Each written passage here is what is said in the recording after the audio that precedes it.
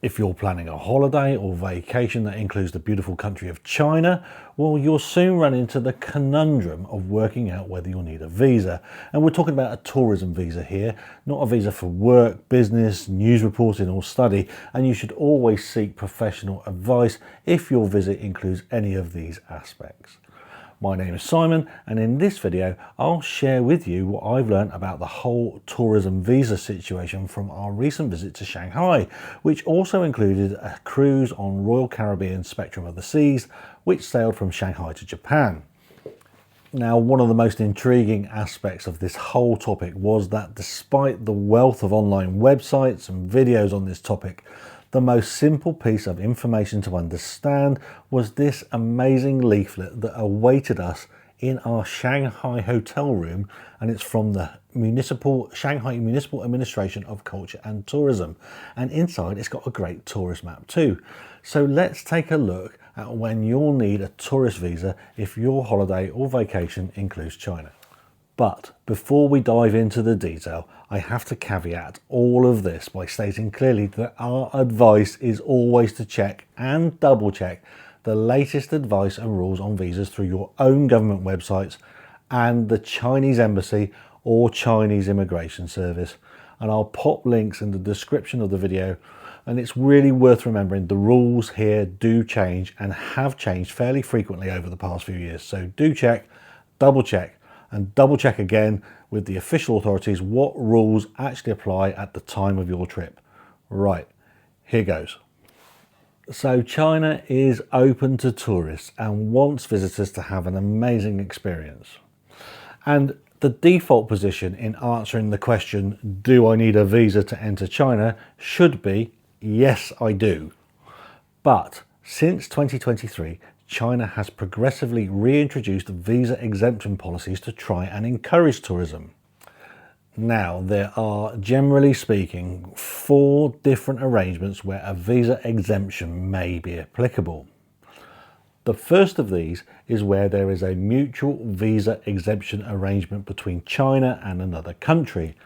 These allow nationals holding authorised passports to enter each other's country visa-free for a specified period under certain conditions. And the length of the period of stay permitted and the conditions of stay will vary country by country. And as of the time of recording, which is October 2025, China has such arrangements in place with the following countries. Now, of course, if this applies to your trip, you will need to check and double check that the visa exemption still applies.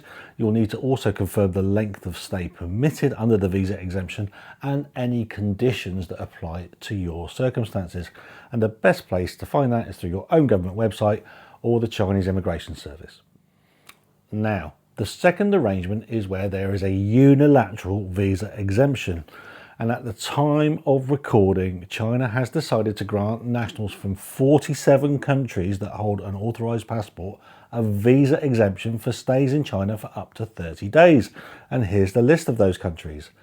And this is a great arrangement if you're from these countries, of course, but it is worth stressing that this list is constantly under review and countries can be removed from the list as well as added to the list. So again, do check before you travel and also check if there's any conditions that apply. Now, the third arrangement is the 240-hour visa-free transit policy. And the basis of this is that a visa exemption may be granted for passengers who are transiting through China en route from one country to another country.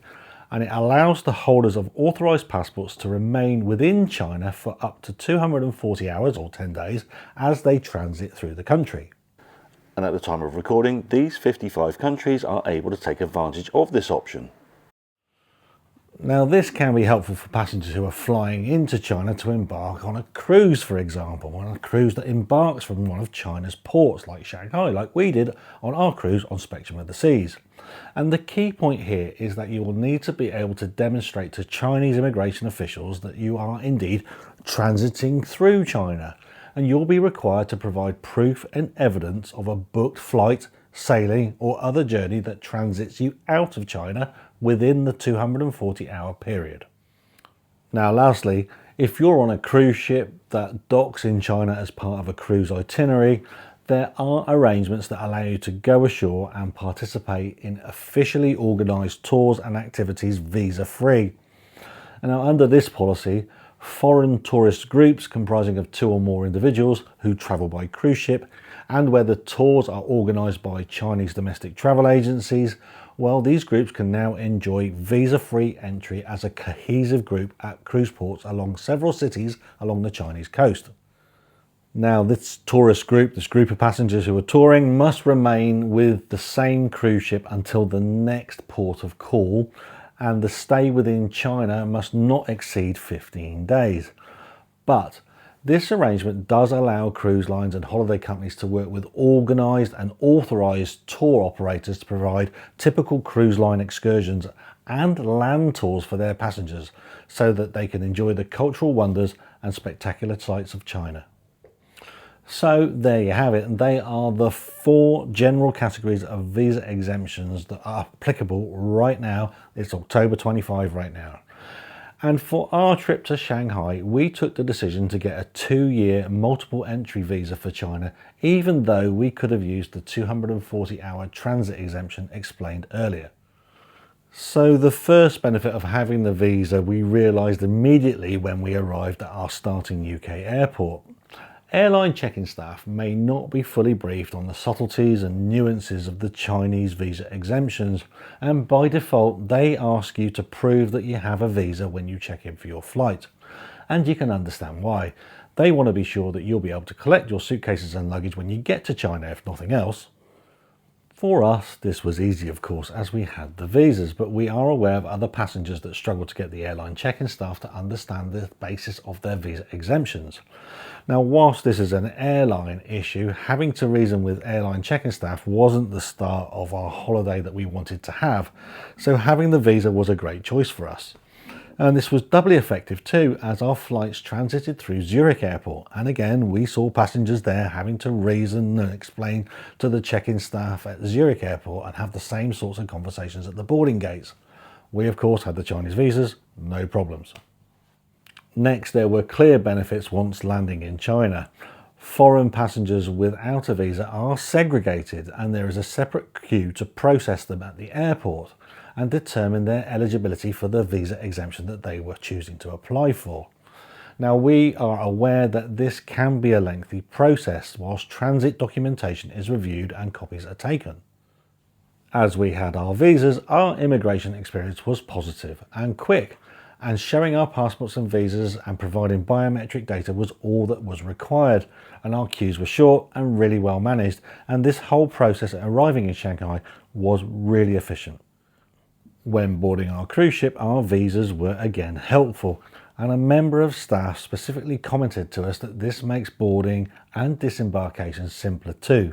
How this was, we were never able to determine, but it was reassuring to hear this from crew managing the check-in. Now, there were also 2 key reasons that spending the extra £130 on getting the 2-year multiple entry visa for us was a must. The first was that if anything went wrong on the trip, say we were taken ill or we were delayed or involved in an incident, well, we didn't want our immigration status to be a complicating factor. It's a bit like an insurance policy, I suppose. But also, if we really liked China, and we did, well, we could go back and see more of what it has to offer. It's a big country and there's so much to see. And from our experiences on this trip, I'd say we made a wise choice.